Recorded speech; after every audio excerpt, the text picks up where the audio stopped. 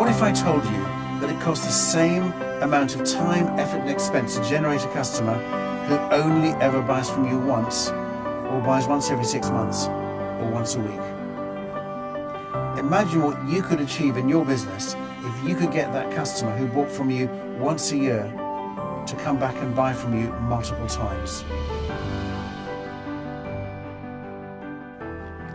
Hello, I'm Robert Clay from Marketing Wisdom.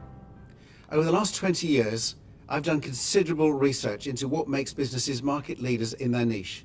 In that time, I've taught more than 600 established businesses how to harness and apply these principles, which has enabled them to outsmart the 98% of businesses that don't. It works. In my previous blog, we looked at the third turbocharger, which addressed ways to increase your average spend per sale. Today, I'm going to introduce you to the fourth turbocharger, increasing your average customer spend per sale. But before I do that, let me remind you of all 6 turbochargers, the remainder of which I'll be covering over the next few blogs. 1. Lead generation strategy. 2. Conversion strategy. 3. More spend per sale. 4. More frequency of purchase. 5. Setting the right prices. 6. More profitable sales. Master any one of the 6 profit turbochargers and you can achieve significant business growth. By applying all your efforts to all 6 and understanding how each one has a compounding effect on the others, you could boost your revenues by 175 to 365%. So what's not to like about that? Come with me and I'll show you how. In my first blog, I touched upon how to double your customers' frequency of purchase. Today, I'm going to go through this subject in a little more detail. This is the fourth turbocharger, increased purchase frequency. It can cost a small fortune to acquire new customers. So once you've made that investment, you need to do whatever you can to get your customers to come back and do repeat business with you as often as possible in any given period. Depending on the products or services you offer, some customers will buy from you weekly or monthly or quarterly or simply on the odd occasion. A Rockefeller Foundation study found that customers leave for these reasons. 1% die. 3% relocate. 5% are influenced away. 9% get a better deal elsewhere. 14% is down to unresolved conflicts or complaints. And if you add all of that up, that adds up to 32%. The remaining 68% leave because of one thing and one thing alone, and that is perceived indifference. You need to discover the average purchase frequency for your business. And as soon as you have that information, there are plenty of things that you can do to get your customers to come back more often. They include selling more often to existing customers and selling additional products or services. There are likely to be lots of things you can do to increase your purchase frequency and sell more often to your existing customers. You can also offer new products or services or loyalty schemes that increase purchase frequency and encourage your customers to come back more often. Starbucks, for example, regularly add seasonal foods and drinks, and some of them have a cult following. People look forward to the arrival of their pumpkin spice latte every autumn, for example. And the Starbucks loyalty card also sets a benchmark for effective loyalty schemes. The key to increasing your customers' frequency of purchase is customer engagement. And there are several ways to achieve the desired result. Let me give you a few examples. One of my clients, a bespoke tailor from Savile Row in London, found that his customers bought something from him every time they came in. But the problem was that they typically only buy a suit once every 2 to 3 years. He needed more opportunities to sell to his customers. The answer emerged from a casual conversation. He'd voiced concerns about clients getting their bespoke suits ruined by dry cleaners who didn't know how to take proper care of the garments entrusted to them. I asked if the tailor knew of a really good dry cleaner, and yes, he did.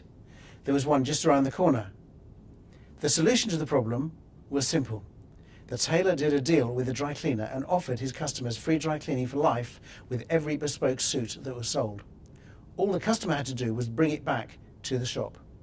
Customers loved the idea. It brought them back in 2 to 3 times a year instead of once every 2 to 3 years. And when they dropped off their suit for dry cleaning, they would always get into conversation and buy something else. Sometimes it was another bespoke suit, sometimes designer jeans, sometimes a cashmere sweater or a casual jacket. This increased purchase frequency boosted the tailor's business massively. It kept the tailor at the forefront of his customers' minds for repeat purchases, which enabled him to build better relationships.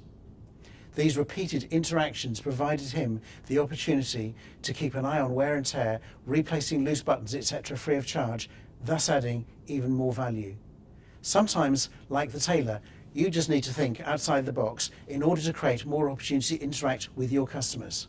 So can you think of any strategic partnerships that for a minimal outlay would be beneficial to your customers? What could you do that would create a flow of engagement and build better relationships? What other products or services can you offer that would complement your main product or service in order to increase your revenues and capitalize on your original customer acquisition costs? Now let's look at things from another angle. What do you do if your product is not an obvious want or need? How do you go about creating the desire for what you have to offer? Here's how one client approached this issue. A small candle manufacturer typically sold candles to housewives for special occasions. The business was profitable, but it plateaued at around £600,000 in revenues. In order to grow the business, they needed to do something more. Having spent time considering who their customers were and their purchasing behaviour patterns, they decided to run a targeted email campaign promoting special holidays and occasions such as birthdays, weddings, anniversaries and romantic dinners, etc. By getting under the nose of their customers at the right time, they were creating opportunities when their customers were receptive to buying. Following up at later dates with bounce-back offers and loyalty schemes created regular interactions that kept them at the forefront of their customers' minds. This in turn created a level of convenience that kept their customers coming back on a regular basis.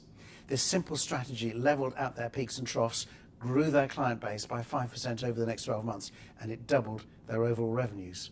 Further to this, you could create a communications calendar to continuously engage with your customers, to initiate dialogue and to aid the development of more personal interactions in order to build customer loyalty.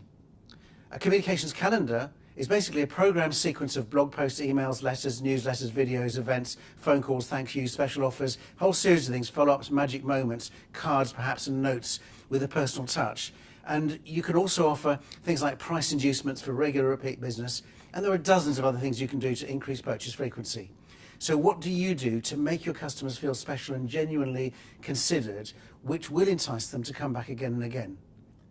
Consider this. If you could get your customers to come back twice as often, you wouldn't need a single new customer to double your revenue. Now that's something to think about. I'm Robert Clay. Thank you for joining me today, and I look forward to sharing the 5th turbocharger with you in my next blog.